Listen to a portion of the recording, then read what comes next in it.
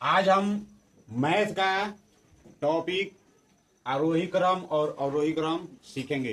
ठीक है? Yes sir. तो सब लोग ध्यान से सुनेंगे और समझेंगे। आरोही क्रम को और अवरोही क्रम को इंग्लिश में हम क्या बोलते हैं? आरोही क्रम को असेंडिंग ऑर्डर, और का इंग्लिश क्या होता है? एंड। अवरोही क्रम को डिसेंडिंग ऑर्डर। ये सिंपल सा टॉपिक है, इसको एक बार समझ लोगे तो हमेशा के लिए याद हो जाएगा। इस पे कितना भी सवाल आएगा तो बोल के भी बता सकते हो, लिख कर भी बता सकते हो। बस एक बार अच्छे से समझ जाओ, ध्यान से मेरी बातों को सुनो, और इस पे अधिक से अधिक एग्जाम्पल लगाएंगे, होमवर्क देंगे तो सवाल करके आना है घर से। आरोही क्रम, आरोही क्रम है, इसे बढ़ता हुआ क्रम कहते हैं। तो देखो, आरोही क्रम कैसा क्रम है?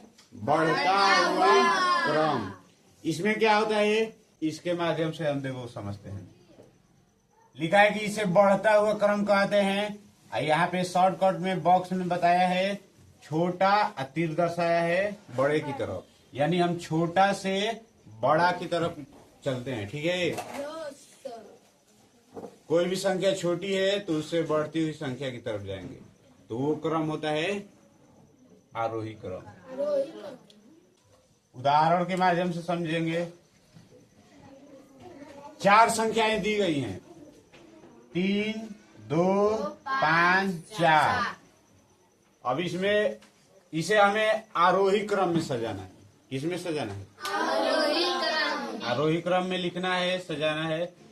तो हमें ये पता चल गया कि हमें सबसे पहले छोटी संख्या लिखना है, छोटे से बड़े की तरफ जाना है। तो हम इसमें पहले देखेंगे सबसे छोटी संख्या कौन है? 2। तो क्या करेंगे? 2 लिख देंगे। अब 2 से बड़ा 3, 3 से बड़ा 4 से बड़ा 5। तो अब हमने क्या किया कि आरोही क्रम में इसको सजा दिया। तो आरोही क्रम में सजाया तो आंसर क्या मिला हमें? 2, 3, 4, 5। तो हम आरोही क्रम को इस रूप में भी लिख सकते हैं और इस रूप में भी लिख सकते हैं। चित्र के माध्यम से भी ऐसे दर्शा सकते हैं।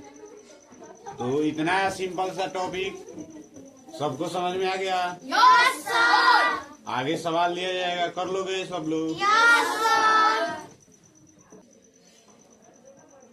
सब लोग इधर ध्यान दें। अब हमें सीखना है क्या? अवरोही क्रम। आरोही क्रम सीख लिए, अब अवरोही क्रम सीखना है। इसे घटता हुआ क्रम कहते हैं। इसमें क्या होगा? जैसे जैसे आगे बढ़ेंगे संख्याएं घटेंगी, यानी कि सबसे पहले बड़ी संख्या आएगी। उदाहरण में देखें, संख्याएं कुछ दी गई हैं। संख्याएं क्या क्या दी गई हैं? 13, 8, 10, 9। हमें इसको सजाना है अवरोही क्रम में। तो इसको सजाने के लिए हमें सबसे पहले बड़ी संख्या चाहिए। कैसी संख्या? तो सबसे बड़ी संख्या कौन है? 13। तो यहाँ पे 13। ठीक है? दूसरी बड़ी संख्या कौन है? 10।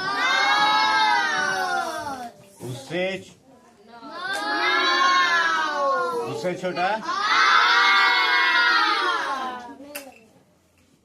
तो अब हमने क्या किया? अवरोही क्रम में इसको सजा लिया। अब इसका जो चिन्ह होता है उसका ऑपोजिट होता है, ऐसे होता है। ठीक है? इसका नाम है ग्रेटर देन। इस चिन्ह को बोलते हैं ग्रेटर देन। पहले 13, तो इसको बोलेंगे 13 greater than 10, greater than 9, greater than 8। अब इसके बाद इतना सारा सब कुछ अपने कॉपी में नोट कर लो और होमवर्क में हम सवाल जो भी देंगे उसको रफ पे घर से करके आना है, ठीक है। हो गया है।